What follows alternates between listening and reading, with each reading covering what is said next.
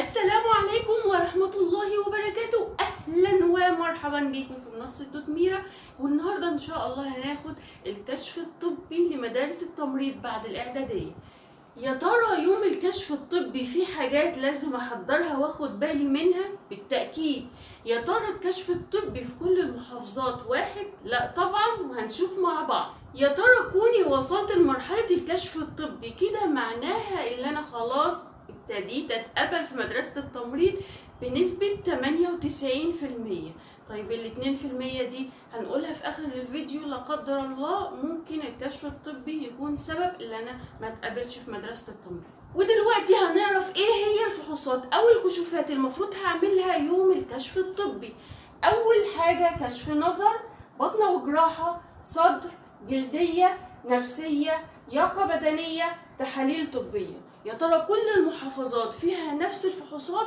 لا، بتختلف من محافظة لمحافظة. ازاي يا دكتور؟ يعني ممكن في محافظة ما نلاقيش فيها فحص نفسية، او مثلا صدر، او مثلا جلدية. مش كل المحافظات ملتزمة بالسبع كشوفات او 7 فحوصات. ودلوقتي هناخد كل فحص او كل كشف بالتفصيل، ايه المطلوب مني وايه اللي اخلي بالي منه كويس وانا رايحة اعمل الكشف ده.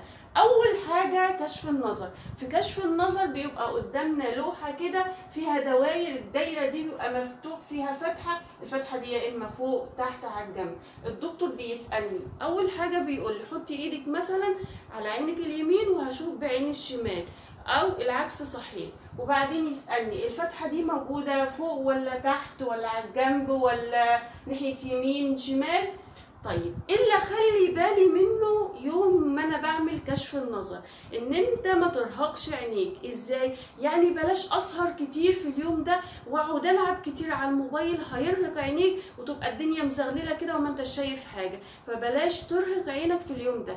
طيب لو انا اصلا لابس نظاره مفيش مشاكل خالص. في ناس كتيره في مدرسة التمريض ولابسين نظارة بس بتعمل كشف من غير نظارة وبتعمل كشف بالنظارة. تاني كشف هعمله كشف البطنة والجراحة. في كشف البطنة والجراحة الدكتور بيسألك هل في عندك أي أمراض مزمنة زي مثلا قدر الله السكر. تاني حاجة هل عملت عمليات جراحية قبل كده. تالت حاجة هل في أمراض وراثية في العيلة، يعني مثلا هل الأب مثلا عنده سكر والجد عنده سكر. كل الحاجات دي بيسألوك عليها. رابع حاجة الشكوى الحالية، هل انت عندك اي اعراض او اي تعب حالي دلوقتي. الموضوع بيبقى موضوع روتيني كده، يعني هي ما بيفحص حاجة معينة، هو بيبقى اسئلة وانت بتجاوب عليها. اغلبية الاسئلة زي ما قلنا هيسألك في امراض مزمنة، عملت عملية جراحية قبل كده، اتحجزت في المستشفى قبل كده، يا ترى في امراض وراثية في العيلة شائعة، يا ترى ايه هي شكواك الحالية. تالت كشف المفروض بنعمله كشف الصدر. بعمل ايه؟ بعمل اشعة على الصدر. طيب ايه الحاجة اللي انا لازم اخد بالي منها جدا وانا بعمل اشعة على الصدر؟ الفن الاشعة هيطلب مني ان انا اشيل اي حاجة معدنية انا لابساها. يعني حاول في اليوم ده ما تلبسش اي حاجة فيها زراير، فيها اي دبابيس، اي حاجة معدنية. وبرده بالنسبة للبنات عشان الموضوع ده بيعمل لكم ارتباك شوية، فبيقولك فانت مش عارفة هتروحي تغيري فين، تبقي محروجة.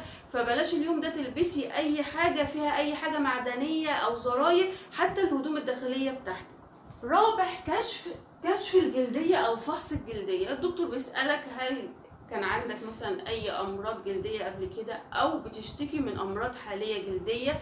برضو بتبقى مفيش فحوصات يعني دايركت كده مباشرة، هو بيسألك سؤال وجواب فانت بتجاوب عليه، يا اما لا يا اما اه. تاني حاجة في النفسية الدكتور بيسألك عن حالتك النفسية، وبالخصوص هل عايز يشوف انت حد اسلوبك عنيف ولا لا، لان الموضوع ده يهمنا جدا في مهنة التمريض. يعني مثلا لو مريض ضربك هتعمل معاه ايه؟ هتضربه؟ ايه الفعل او رد الفعل اللي انت هتاخده معاه، وايه الفعل الصح؟ ما انا برضو ما اقولش ان هسيبه يضربني، يعني ولا هسيبه يضربني ولا هضربه. هتصرف تصرف صح، هبتدي اتصل مثلا بالمشرفة بتاعتي، بتصل بالامن واشوف هو ايه المشكلة اللي عنده، لكن ولا هضربه ولا هسيبه يضربني. وعموما في النفسية الدكتور ما يعني اغلبيه الدكاتره بياخدوا الموضوع فاني كده عادي، يعني بيسالك انت دخلت تمريض ليه ومجموعك ايه، فما يبقاش الاسئله يعني بحسها ان هو الموضوع روتيني اكتر، بالذات في النفسيه. يعني ما شفتش حد بقى بيسال بالتفصيل او بيفحص بالتفصيل عن نفسيه الطالب بالظبط، فما تقلقوش يعني الموضوع سؤال وجواب. الكشف السادس اللياقة البدنية. في اللياقة البدنية بيشوفوا بس هل طولك مناسب لوزنك، فحاول لو انت تخين وبيز شوية حاول تعمل دايت وتظبط اكلك، لان الموضوع ده بيفرق جدا الطول مناسب مع الوزن ولا لا. رقم 7 الفحوصات الطبية بتتعمل علشان تحليل المخدرات، لو حد بياخد اي مواد مخدرة بتبقى مشكلة. تمام، احنا قلنا في اول الحلقة 98% من اللي وصلوا لمرحلة الكشف الطبي ان شاء الله مقبولين في مدرسة التمريض بعد الاعدادية. 2% بس هي لا قدر الله ممكن يكون الكشف الطبي عائق ما بين ان هم يدخلوا المدرسة. يا ترى ايه هما ال2% دول؟ اول حاجة لو نتيجة التحاليل بينت ان انت بتاخد اي مواد مخدرة طبعا اكسكلودد. يعني ايه؟ يعني انت خلاص بره، ما انتش موجود معانا في مدرسة التمريض. تاني حاجة الوزن الزائد جدا عن الطبيعي، لو وزنك زايد قوي عن الطبيعي برضو بتبقى اعاقة ان انت تدخل مدرسة التمريض.